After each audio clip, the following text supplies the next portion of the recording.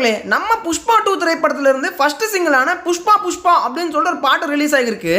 புஷ்பா புஷ்பா புஷ்பா புஷ்பா புஷ்பா புஷ்பா புஷ்பா.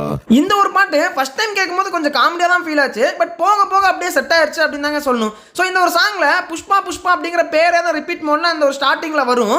நம்ம டிஎஸ்பி அவர்களுக்கு என்னன்னு தெரியல, அந்த படத்தினுடைய பேர் என்னவோ அதையே பிடிச்சிட்டு ரிப்பீட் மோட்ல ஒரு டியூன் வந்து பார்த்தீங்கன்னா ரெடி பண்ணிடுறாரு. இந்த புலி திரைப்படத்துக்கு புலி புலினே ஒரு டியூன் போட்டாரு. அதே மாதிரி கந்தசாமி படத்துக்கும் கந்தசாமி கந்தசாமின்னு ஒரு டியூன் போட்டாரு. கங்குவா திரைப்படத்துக்குமே அந்த டைட்டிலே வச்சுட்டு ஒரு டியூன் போட்டாரு. அதே மாதிரி சிங்கம் திரைப்படத்துக்குமே சிங்கம் சிங்கம்னு சொல்லிட்டு ஒரு டியூன் போட்டிருப்பாரு. அதே மாதிரி தான் தி வாரியர் அப்படிங்கிற படத்துல விசிலு விசிலுன்னு சொல்லிட்டு விசில வச்சே ஒரு பாட்டை போட்டிருப்பாரு. இந்த மாதிரி படத்துடைய பேரு அல்லது ஒரே வார்த்தையை வச்சுக்கிட்டு ஒரு டியூனை கிரியேட் பண்றதுல நம்ம டிஎஸ்பி அவர்கள் தாங்க கிங். அவருக்கு இந்த ஒரு டெக்னிக் ரொம்ப பிடிக்குதுன்னு நினைக்கிறேன். சோ அப்படிதான் இந்த புஷ்பா படத்தினுடைய பாட்டையுமே போட்டிருக்காரு. ஃபர்ஸ்ட் டைம் இந்த பாட்டை கேட்கிறப்போ இது மனுஷன் தான் பாடுறானா இல்ல ரோபோட் கீது பாடுதா, ஏஐ வாய்ஸ் வச்சு ஏதோ பாட வச்சிட்டாங்களான்னு தான் எனக்கு ஃபீல் ஆச்சு. அந்த மாதிரி ஒரு கணீர்னு இருந்துச்சு வாய்ஸ். வழக்கமா நம்ம தெலுங்கன்ஸ் எல்லாம் எப்பவுமே வந்துட்டு பில்டப் ஏத்தி தான் எந்த சீனா இருந்தாலும் வைப்பாங்க. ஆனா ஒரு பாட்டுல லிரிக்ஸ் கூட வந்து பார்த்தீங்கன்னா ஓவர் பில்டப்பா அமைஞ்சிருக்கு அப்படின்னா அது இந்த பாட்டை சொல்லலாம். ஸோ அந்த அளவுக்கு வந்து பார்த்தீங்கன்னா ஓவரா தான் பில்டப் பண்ணி இந்த லிரிக்ஸ் எல்லாம் எழுதியிருக்காங்க. சரி வாங்க நண்பர்களே, அது என்னென்ன அப்படின்னு சொல்லிட்டு இந்த விடலாம் பார்த்துடலாம். நான் தான் உங்கள் thank you your honour, thank you. Pushpa அப்படிங்கிற திரைப்படத்தினுடைய பேரை சொன்னாவே நம்ம எல்லாருக்குமே ஞாபகம் வர்றது என்னன்னா, நம்ம அல்லு அர்ஜுன் அவர்கள் அந்த தாடி அழகா வந்து பார்த்தீங்கன்னா நீவி விடுவாரு. ஸோ அந்த ஒரு ஸ்டைல் எல்லாருக்குமே பிடிச்சிருக்கும். புஷ்பா புஷ்பராஜ் அந்த ஒரு விஷயத்த தாடி நீவர் அழகா பார்த்து கூடி நிக்கிற ஊரு அப்படின்னு சொல்லிட்டு ஓவராவே வந்து பார்த்தீங்கன்னா பில்டப் ஏத்தி தான் அந்த ஒரு லிரிக்ஸ் அமைச்சிருக்காங்க. அடுத்ததாக அவர் தோலை தூக்கிட்டு நடக்கிறதுமே வந்து பயங்கரமா வந்துட்டு ட்ரெண்ட் ஆச்சு. இந்த படம் ரிலீஸ் ஆனப்ப, அதாவது புஷ்பா 1 ரிலீஸ் ஆனப்ப 2 விஷயங்கள் ட்ரெண்ட் ஆச்சுன்னா அந்த தாடியை நீவறது ஒன்று, இந்த தோலை தூக்கிட்டு நடக்கிறது ஒன்று தான். இந்த 2 விஷயத்தையுமே வந்துட்டு இந்த பாட்டுடைய ஸ்டார்டிங்ல லிரிக்ஸ்ல வச்சு மாஸ் காட்டிட்டாங்க.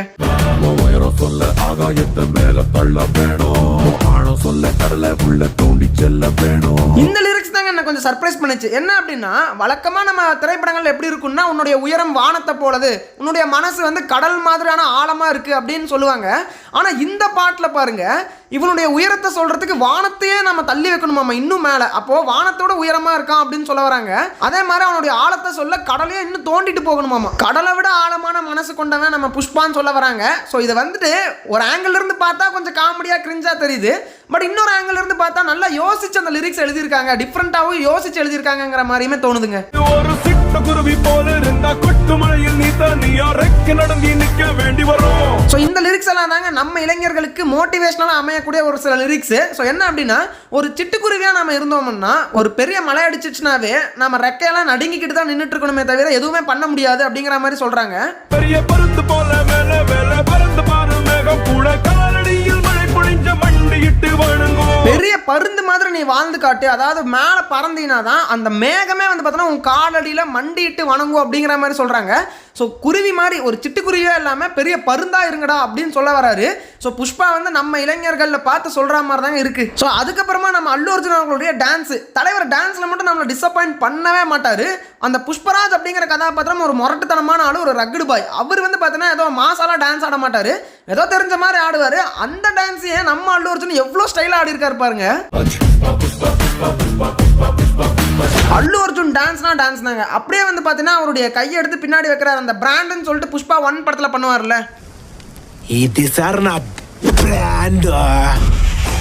ஸோ அந்த ஸ்டைலை இங்கே அப்படியே கொண்டு வந்திருக்காங்க. கையில் இருக்கக்கூடிய அந்த ரெட் கலரில் ரத்தத்தோடைய அச்சு இருக்கு இல்லையா, அதை அப்படியே வச்சு அங்கே வந்து லிரிக்ஸ் விவேகான்னு போடுறாங்க. கொஞ்சம் மாசாக தாங்க இருக்குது. அதுக்கப்புறமா ஒரு பாதி சூரியனுக்கு நடுவில் 2 கோடாரியை வச்ச மாதிரியான ஒரு சிம்பிள். ஸோ இந்த சிம்பிள் தான் வந்துட்டு புஷ்பாவுடைய கொடிங்கிற மாதிரி அந்த கொடியை வந்து ரிவீல் பண்ணுறாங்க. ஸோ இந்த சிம்பிளை எந்த மாதிரி படத்தில் யூஸ் பண்ண போகிறாங்கன்னு தெரியல, பொறுத்து வந்து பார்ப்போம். இத்தனை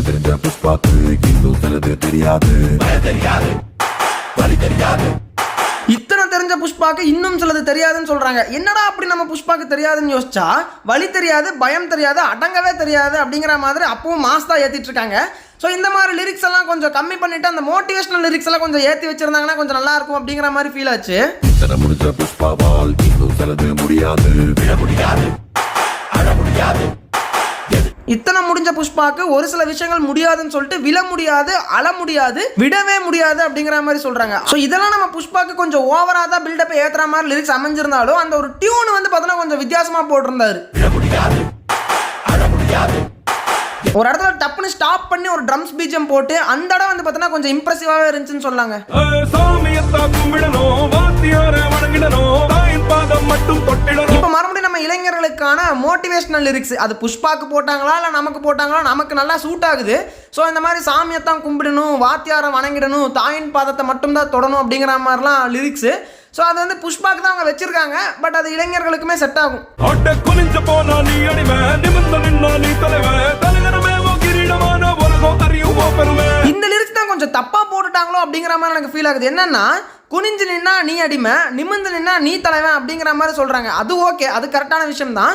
ஆனால் தலைகணமே உன் கிரீடமான உலகம் அறியும் ஓ பெருமை அப்படிங்கிற மாதிரி சொல்றாங்க. அதாவது நம்ம தலைகணம்னு ஒன்று இருக்கு இல்லையா, நான் தான் எல்லாம் அப்படிங்கிற மாதிரி அந்த விஷயமே நம்ம கிரீடமாக வச்சுக்கிட்டோம்னா இந்த உலகமே நம்மளுடைய பெருமையை அறியும் அப்படிங்கிற மாதிரி சொல்றாங்க.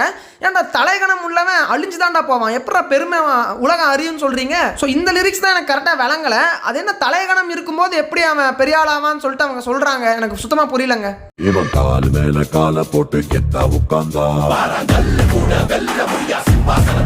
மறுபடியும் நம்ம புஷ்பாக்கான பில்டப் டைலாக் என்ன அப்படின்னா, பாறாங்கல்லுமான நம்ம புஷ்பா உட்கார்ந்தா கூட அது வெல்ல முடியாத ஒரு சிம்மாசனமா மாறிடுமாமா. அதே மாதிரி மற்ற பெரிய சிம்மாசனங்கள் கூட அவர் முன்னாடி சும்மாசனம் அப்படிங்கிற மாதிரிலாம் லிரிக்ஸ் இடம்பெற்று இருக்கு. இந்த பாட்டுலயே இந்த அளவுக்கு போட்டு தாக்குறாங்க, படத்துல எப்படி இருக்குன்னு சொல்றதாங்க தெரியல. இவன் கை மேல கைய வச்சு பார்க்க வந்தாலே விட்டு வந்த தோட்டாவ போல. அப்புறமா நம்ம புஷ்பா ஒரு தடவை வாக்கு கொடுத்துட்டாருன்னா அந்த வாக்கை கண்டிப்பா நிறைவேற்றிடுவாரு. அந்த வாக்கை மறுபடியும் வாபஸ் வாங்கிடவே மாட்டாரு. அதாவது துப்பாக்கில இருந்து தோட்டா வெளியே வந்தா எப்படி மறுபடியும் அந்த துப்பாக்கிக்குள்ள போகாதோ, ஸோ அதே மாதிரி தான் ஒரு தடவை வாக்கு கொடுத்தாருன்னா கொடுத்தது தான். மாசா வந்து பார்த்தீங்கன்னா அதை முடிச்சு வச்சிருவாரு நம்ம புஷ்பா அப்படிங்கிற மாதிரி சொல்றாங்க.